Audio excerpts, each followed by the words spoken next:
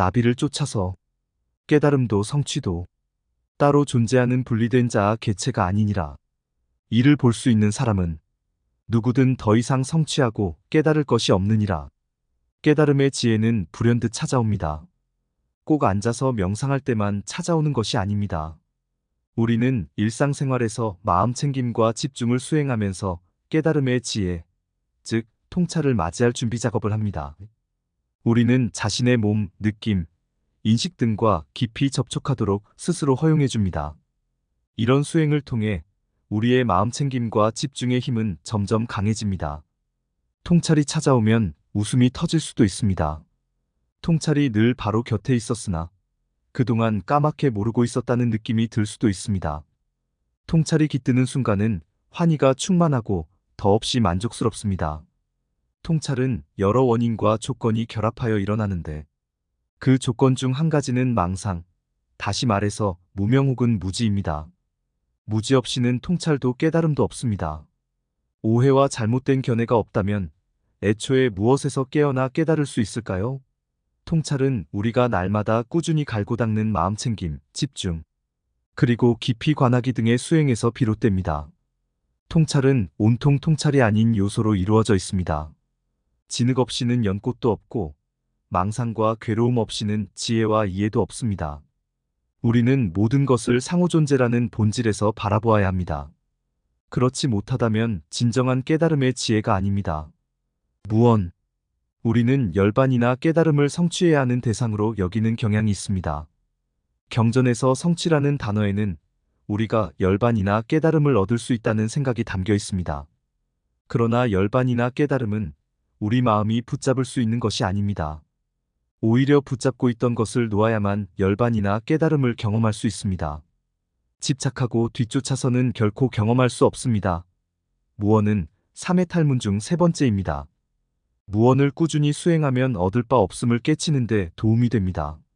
무언은 무언가를 추구하지 않는 것, 대상을 앞에 놓고 끊임없이 손을 뻗지 않는 것을 의미합니다. 그 대상이 명성이든 이익이든 재물이든 관능적 쾌락이든 심지어 깨달음이든 그것을 추구하는 데 집착하는 한 우리는 괴로움에서 자유로워지는 경험을 할 수 없습니다. 무언의 가르침은 심오하고도 훌륭합니다. 깨달음을 추구하고 뒤쫓는 사람들도 있습니다. 그러나 깨달음은 이미 우리 안에 있으므로 굳이 쫓을 필요가 없습니다. 우리가 뒤쫓아 달려가는 대상은 깨달음이라는 관념일 뿐입니다. 달리기를 멈추지 못하면 우리 내면과 주위에서 접할 수 있는 삶의 기적들을 모두 놓쳐버리게 됩니다. 우리는 우리 자신이나 주변 상황에 만족하지 않기 때문에 항상 어떤 일을 이루거나 어떤 사람이 되고자 노력합니다. 무언을 실천하면 더 이상 그 무엇도 쫓을 필요가 없습니다. 당신은 지금 뒤쫓아 달려가는 대상이 좋은 것이니까 쫓아가야 한다고 이야기할지도 모릅니다. 그러나 좋다고 생각하는 것을 향해 달리는 행위 역시 뒤쫓아 달린다는 점에서는 똑같기에 마찬가지로 괴로움을 겪을 수밖에 없습니다. 지금 이 순간의 삶은 이미 더없이 멋집니다. 인생의 모든 경이로움은 지금 이 순간에 누릴 수 있습니다. 이런 경이로움에 눈 뜨는 것만으로도 이미 자유와 평화, 기쁨이 충만합니다. 당신이 징역 30년을 선고받았다고 가정해 봅시다. 당신은 왕이나 대통령이 사면이라는 관용을 베풀어 주길 바라며 그날이 오기만을 오매불망 기다립니다. 그러던 어느 날 웬 명상 선생이 감옥으로 들어오더니 지금 이 순간 당장 자유를 누릴 수 있으며 굳이 기다릴 필요가 없다고 이야기합니다. 당신은 사면되기만을 마냥 기다릴 필요가 없습니다. 마음챙김 속에서 호흡하고 미소 지으며 감옥 안의 장미도 감옥 밖의 장미와 마찬가지로 아름답다는 사실을 보기만 하면 됩니다. 감옥 안에서도 꽃의 아름다움을 묵상하고 신선한 공기를 마실 시간은 충분합니다. 당신은 지금 당장 자유로워질 수 있으며 자유로워지기 위해 10년을 더 기다릴 필요가 없습니다. 우리도 이와 같습니다. 행복해지고 자유로워지고 열반을 경험하기 위해 몇 년씩 힘들게 애쓸 필요가 없습니다. 다만 사람일 뿐.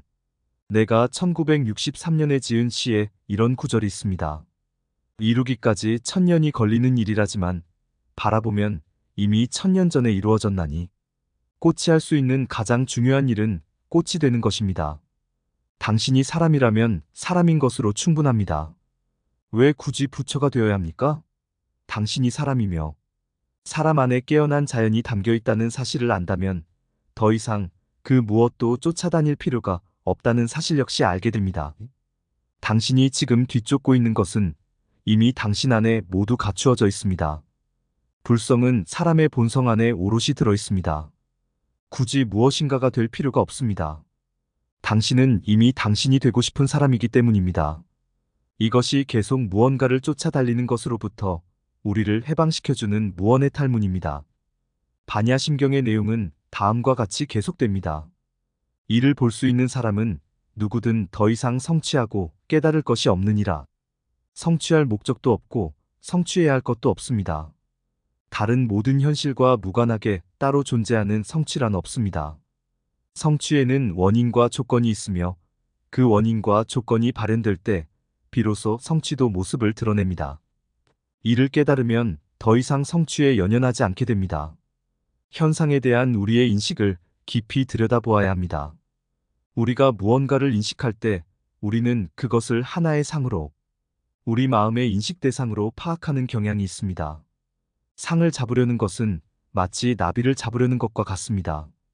우리는 실제의 그림자를 쫓으면서 우리의 감각, 행복의 대상, 성취 혹은 성공을 붙잡으려고 애씁니다. 우리는 사랑하는 사람을 붙잡으려고 애쓰고 심지어 열반까지도 붙잡으려고 합니다. 붙잡으려고 하는 것이 꼭 어떤 갈망이나 가래 때문만은 아닙니다. 때로는 두려움 때문에 붙잡으려고 하기도 합니다. 우리는 분리된 자아나 우리의 정체성이라는 관념에 집착해서 이 정체성, 소위 우리 자신을 잃어버릴까봐 두려워합니다. 수행은 일을 멈추고 자리에 앉아 고요히 명상할 수 있는 기회이며 붙잡을 수 없고 상도 없는 것이 일체 현상의 본 성품임을 깊이 들여다볼 수 있는 기회입니다. 우리는 붙잡으려고 하고 집착할수록 괴로워지기만 한다는 통찰을 얻게 됩니다. 이것이 무언의 지혜입니다. 집착하던 대상의 진면목을 확연히 보고 나면 더는 집착하지도 거부하지도 뒤쫓지도 않습니다. 더 이상은 그 무엇도 성취하거나 붙잡거나 뒤를 쫓을 필요가 없습니다. 나는 무슨 꿈을 뒤쫓고 있나? 붙잡으려는 집착이 우리를 달리게 만듭니다. 우리는 미래로 달려가느라 현재의 순간에서 달아나고 우리 자신으로부터 달아납니다. 우리의 진짜 집에서 달아나고 우리 조상, 우리 부모, 우리 문화로부터 달아납니다.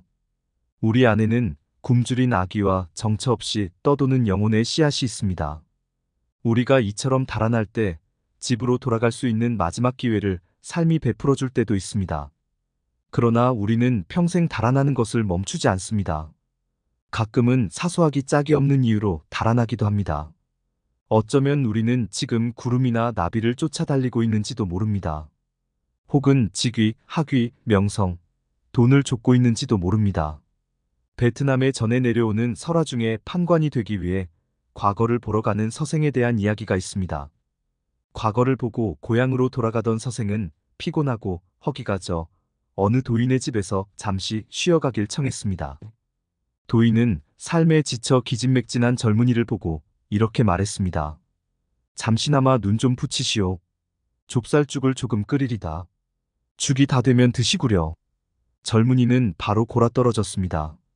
꿈속에서 그는 과거에 급제하고 왕에게 깊은 인상을 남겨 부마가 되었으며 법정 최고의 판관이 되어 막대한 권력을 휘둘렀습니다. 많은 세월이 흐른 뒤 외세의 침략을 받았는데 그때 그는 군대를 이끌고 나가 싸우라는 명을 받았습니다. 그는 군사 전략에는 능하지 못했기에 싸움에서 참패하고 말았습니다. 그가 꿈속에서 소리를 지르자 도인이 어깨를 두드리며 그를 깨웠습니다.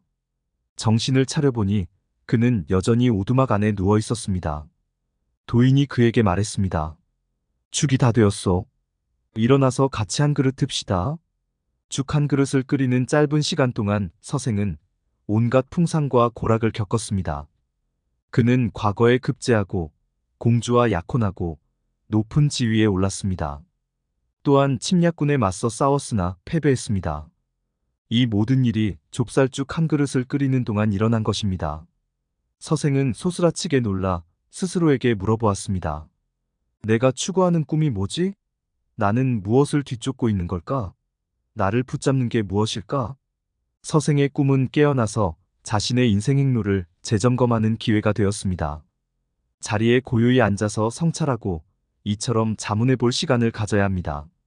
지금껏 나는 어떤 집착 노름에 빠져 있었는가?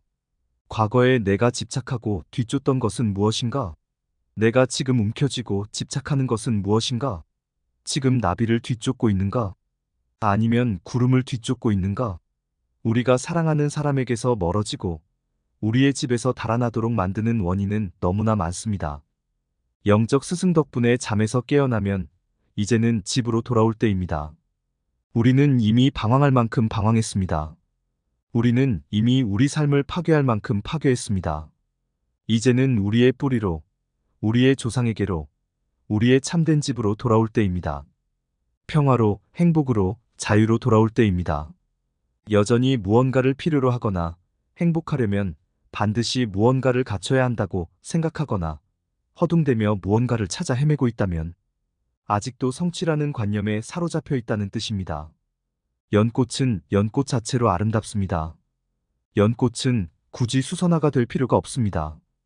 진실은 연꽃 속에 수선화가 있고 수선화 속에 연꽃이 있다는 것입니다. 우리는 꽃이면서 동시에 우리 자신입니다. 우리는 사슴이고 물고기이고 다람쥐이며 다람쥐와 사슴, 물고기는 곧 우리입니다. 우리가 겪는 괴로움은 사슴, 물고기, 다람쥐가 겪는 괴로움입니다. 삼라만상의 본성이 곧 우리 자신의 참 본성임을 알아차릴 때 우리는 자유로워집니다.